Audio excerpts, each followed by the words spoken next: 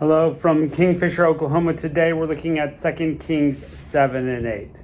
Well, if you remember, we ended on a cliffhanger yesterday. We found that Elisha is in a city. He's under siege. The king of Syria is upset because Elisha is telling the secrets of the king to the king of Israel so that the armies don't ever face in battle. So now the king of Syria says, forget the king of Israel, let's chase down Elisha. So they've got him surrounded in the city.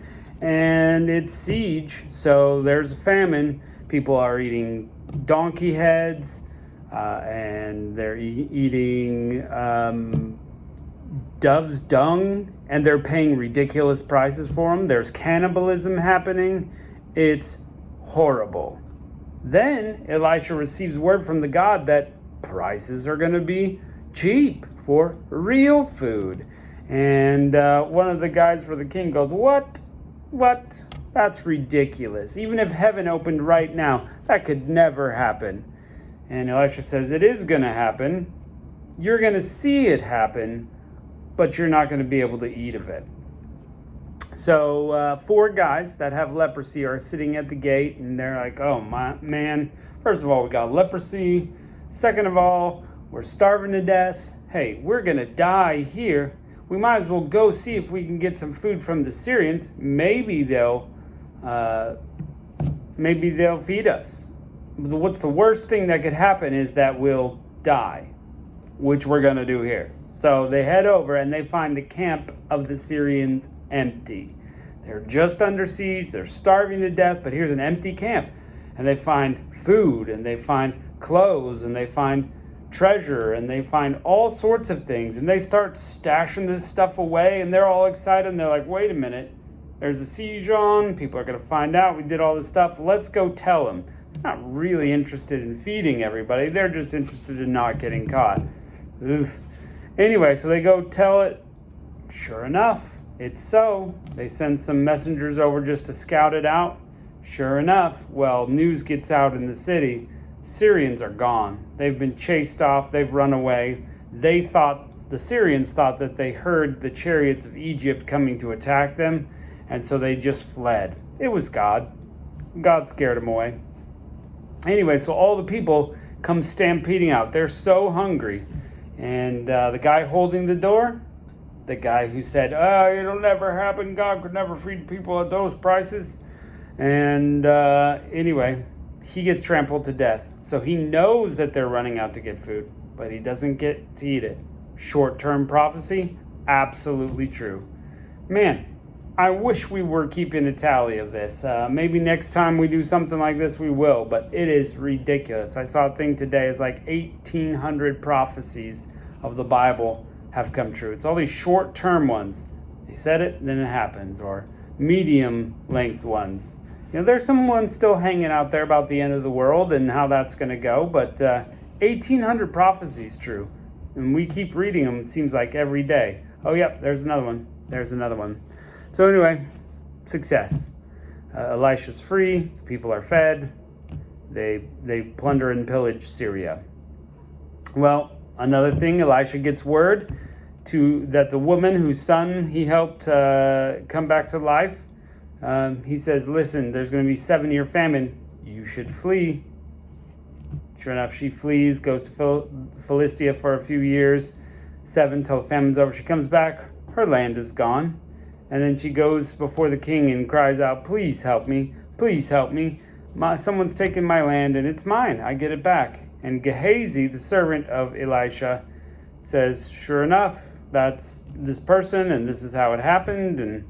And so she does get her land returned. Another miracle. Government that actually works on your side. Oof. Did I say that out loud? Sorry. Ben-Hadad, king of Syria, becomes sick, and he sends to see if Elisha could heal him. Remember, Ben-Hadad's servant was sick. Elisha told him what to do to get better, so why not? Go find out from Elisha. Elisha says, nope, not going to happen. You're going to die in the bed. Well, he sends a messenger, so he's telling the messenger this. Then he looks at the messenger, and he stares at him, and then he starts weeping. Turns out that messenger is the one that's going to be king in Ben-Hadad's place. And he's going to do horrible things to Israel. Awful. And so Elisha knows this. Yeah, wow. I just can't imagine what it would be like to be looking at someone and know all the things that they're going to do, and for all those things to be awful. Yikes. Well, anyway. So, that happens, and then we just start seeing this rotation of kings, and Israel can't catch a break. All their kings are evil, but, usually an evil king and the people are also evil. I think if the king were evil and the people were good, they would overthrow the king. But everybody's evil. They're not following God, not at all. So we just see evil after evil there. So here we go. Let's check out the story. Chapter 7. Then Elisha said, "Hear ye the word of the Lord. Thus says the Lord, tomorrow about this time shall be a measure of fine flour sold for a shekel, and 2 measures of barley for a shekel, in the gates of Samaria." Remember, there's a siege on. Then the Lord, whose hand the king leaned, answered the man of God, and said, "Behold, if the Lord would make windows in heaven, might this thing be?" And he said, "Behold, thou shalt see it with thine eyes, but thou shalt not eat thereof." And there were 4 leprous men entering in the gate, and they said to one another, "Why sit here till we die? If we say we will enter the city, the famine is in the city, and we will die there. And if we sit here, we will die also. Now therefore come, let us fall to the host of the Syrians. If they save us alive, we'll live. And if they kill us, we will but die." And they arose at twilight to go up to the camp of the Syrians, and they came to the uttermost part of the camp of Syria, and behold, there was no man there. For the Lord had made the host of the Syrians to hear a noise of chariots and a noise of horses, even the noise of a great host. And they said to one another, "Lo, the king of Israel hath hired us against the king of the Hittites and the kings of the Egyptians to come upon us." So they're scared. Wherefore they arose and fled at twilight, left their tents, left their horses, their asses, even the camp as it was, and fled for their life. Then the lepers came to the most part of the camp, and they saw into one tent, and they did eat and drink, and they carried thence silver and gold and raiment, and went and hid it, and came again, entered to another tent, and carried it thence also, went and hid it. Then they said to one another, "We do not well. This day is a day of good tidings, and we hold our peace. If we tarry till morning light, some mischief will come upon us. Now therefore we may go tell the king's household." So they came and called the porter of the city, and they told him, saying, "We came to the camp of the Syrians. Behold, there was no man there, neither voice of man, but horses tied, asses tied, and the tents as they were." And they called the porters, and they told it to the king's house within. The king arose in the night and said to his servants, "I will now shew you what the Syrians have done to us. They know we will be hungry. Therefore they are gone out of the camp to hide themselves in the field, saying, when we come out of the city, we'll catch them alive and get into the city." And if one of his servants answered and said, "Let us take thee, I pray, 5 horses that remain, which are left in the city. Behold, they're all the multitude that are left in it. We've only got 5 horses left. Let's send them. I say, even as all the multitude of Israel that are consumed. Let's send and see." Therefore they took 2 chariot horses, and the king sent after the host of the Syrians, saying, "Go and see." And they went after him to the Jordan, and lo, all was full of garments and vessels, which the Syrians had cast away in their haste. And the messengers returned and told the king. People went out and spoiled the tents of the Syrians. So a measure of fine flour was sold for a shekel, and 2 measures of barley for a shekel, according to the word of the Lord. Cha-ching, he did it again. The king appointed the Lord, on whose hand he had leaned, to have charge of the gate. And the people trode upon him in the gate, and he died, as the man of the Lord had said. Cha-ching. Who spake when the king came down to him? Hey, you're going to see that it's cheap, but you're not going to eat of it. And he didn't. It came to pass that the man of God spoke. I said that. The Lord answered the man and said, "Behold, now, if the Lord should make windows in heaven, might such a thing be?" And he said, "Behold, thou shalt see it with thine own eyes, but not eat thereof." And so it fell out unto him, for the people trode upon him in the gate, and he died. Chapter 8. Then spake Elisha to a woman whose son he had restored to life, saying, "Arise, go thou and thine household, and sojourn wheresoever thou canst sojourn. For the Lord hath called for a famine, and it shall also come on the land 7 years. That's a long time for a famine, by the way. The woman arose and did after the saying of the man of God, and she went with her household and sojourned in the land of the Philistines 7 years. It came to pass at the 7 years' end that the woman returned out of the land of the Philistines, and she went forth to cry unto the king for her house and her land. And the king talked with Gehazi, the servant of the man of God, saying, Tell me, I pray thee, all the great things that Elisha has done. It came to pass, as he was telling the king how he restored a dead body to life, that behold, the woman whose son he had restored to life cried to the king for her house and her land. The timing is impeccable. Gehazi said, My lord, this is the woman, this is her son, whom Elisha restored to life. King asked the woman, and she told him. So the king appointed unto her an officer, saying, Restore all that was hers, and all the fruits of the field, since the day she left until now. And Elisha came to Damascus, and Benhadad the king of Syria was sick. And it was told him, saying, The man of God is come thither. And the man said to Hazael, Take a present in thy hand, go meet the man of God, and inquire of the Lord, say, Shall I recover of this disease? So Hazael went to meet him, and took a present with him, even of one good thing of Damascus, 40 camels' burden, and came and stood before him, and said, Thy son, Benhadad, king of Syria, hath sent me to thee, saying, Shall I recover of this disease? And Elisha said to him, Go, say unto him, Thou mayest certainly recover. Howbeit the Lord has showed me that he will surely die. So he tells him, You can tell him that he'll recover, but he's going to die. He settled his countenance steadfastly until he was ashamed. And the man of God wept. Hazael said, Why weepeth my Lord?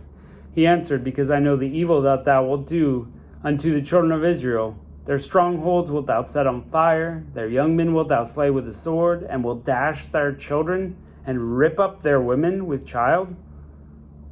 And Hazael said, But what is thy servant, a dog, that he should do this thing? And Elisha answered, The Lord showed me that thou shalt be king over Syria.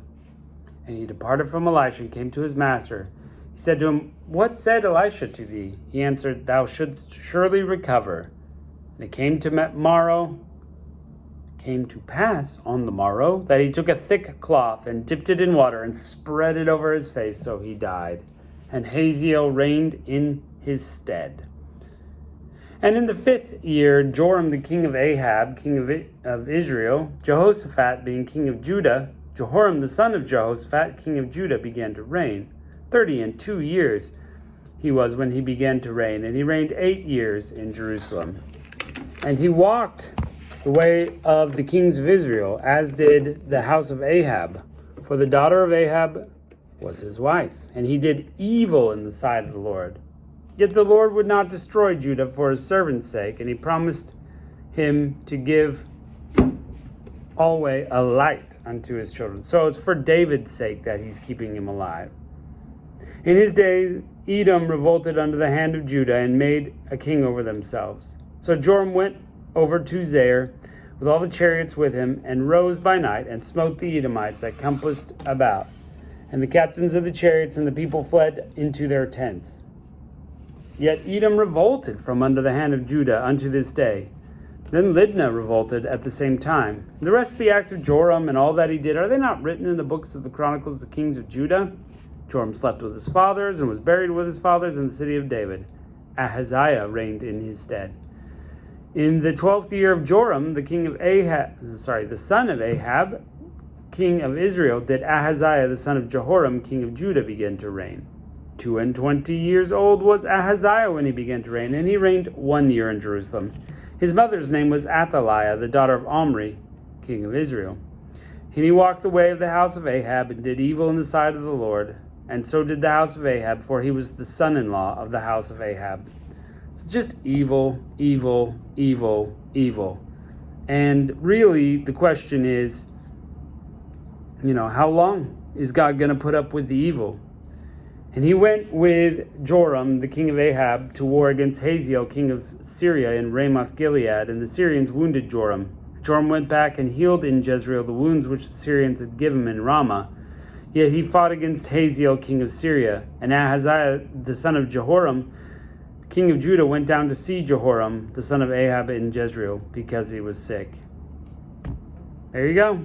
Kind of an abrupt end to the chapter, and just kind of a few things don't really matter. But the question remains, how long is God going to put up with evil in Israel? And not too long is actually the answer. I know it feels long, years and years and years, but God is patient. God gives them chances, but they're all worshiping false gods. Why should God continue to give those chances? I don't know. But America, dun dun dun, how long will he let us do evil before we are punished for it? We're going to have to go through some pretty rough times if we don't get our act together. You know, we've got to follow God, follow his way. It's the only way to save the nation. You know, we think we can vote our way out of things, but really, if we don't change our ways and follow God, it's not going to work. So, anyway, join us next time. Appreciate you coming. Catch you then.